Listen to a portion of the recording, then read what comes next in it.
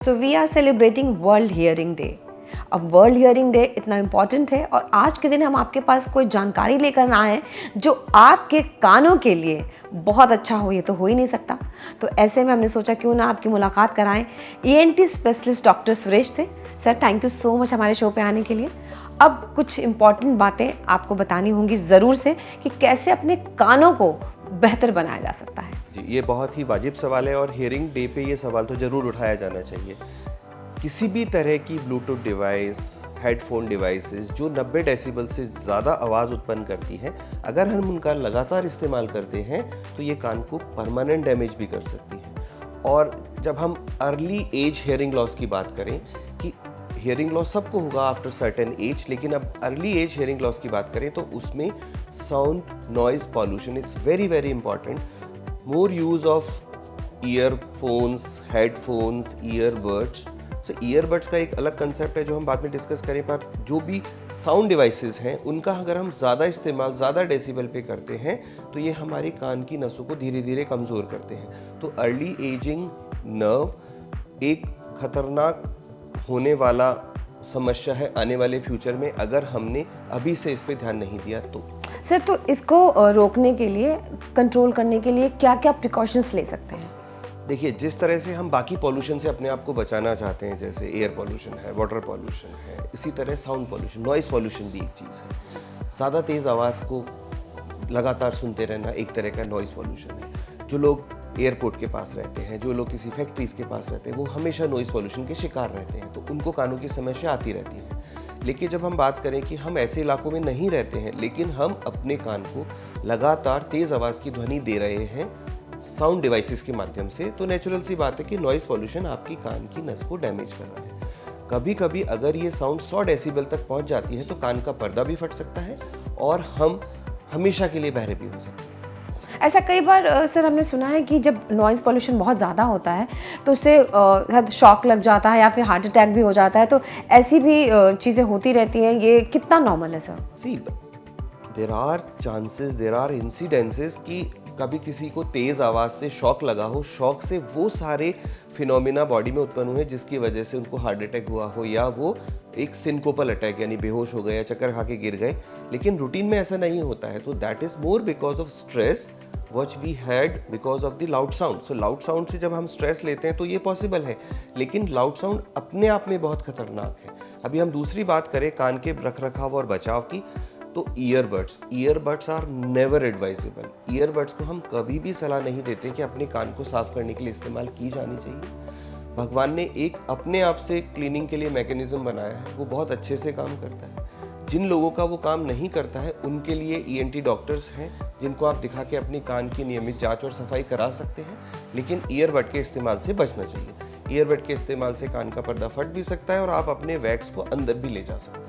Okay और sir ये जो बड़े ब्रांड्स हैं, एयरपॉड्स बनाते हैं या फिर रोज़ाना एक नया ऐड आता है कि एक नया एयरफोन आया है, फिर नया हेडफोन आया है और इसमें नॉइज़ कैंसिलेशन है और बहुत सारे नए नए फीचर्स हैं जिसको देख के हम बड़े खुश हो जाते हैं और ऐसा लगता है कि ये तो बस होना ही चाहिए।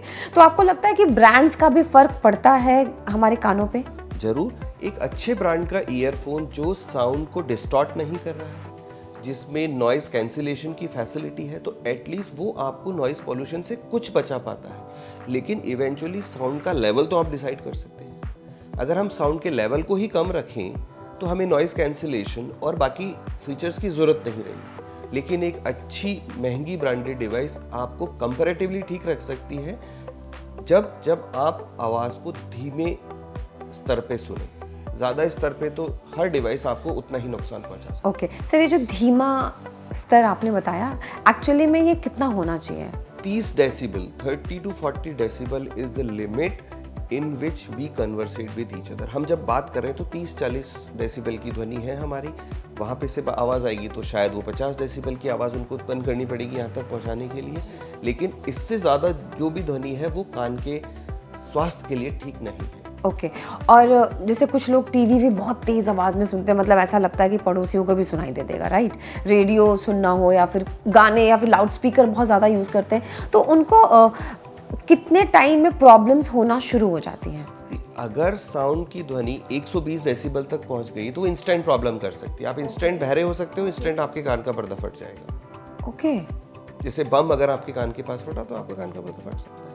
लेकिन अगर आप 70-80 डेसिबल की ध्वनि को रोज आधे घंटे सुनते हैं तो महीने के भीतर भीतर आपको समस्याएं आना शुरू हो जाएंगी, जिसमें चिड़चिड़ापन, नींद का ना आना, कानों में अजीब सी आवाज़ें आना, पूरे टाइम घंटी बजने जैसा होना और हियरिंग लॉस की स्टार्टिंग हो जाती है। ओके, मतलब अब हियरिंग लॉस के लिए एजिंग तक रुकने की ज़रूरत पड़ती नहीं है, मतलब क्योंकि बेसिकली हम अर्ली एजिंग की तरफ जा रहे हैं।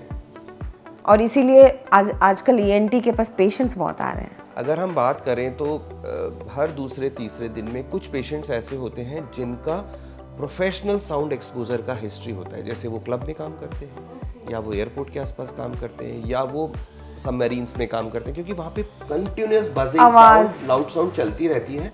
तो with in 3 to 6 months they start having symptoms of hearing loss and tinnitus, they abnormal sounds. Okay. तो वो उसकी वजह से हर दिन कुछ ना कुछ पेशेंट्स हमारे पास ऐसे आते हैं जो नॉइज़ पॉल्यूशन की वजह से अपने आप में कुछ समस्याएं पाल चुके हैं। और सर ये जो समस्याएं आपके पास आ रही है, बेसिकली उसमें यूथ का कितना परसेंटेज होता है? अगर हम देखें तो मेजॉरिटी ऑफ यूथ, अगर majority of hearing device users हैं, ब्लूटूथ हेडफोन इस्तेमाल करने वाले या क्लब में जाने वाले लोग भी, उसमें यूथ ही है।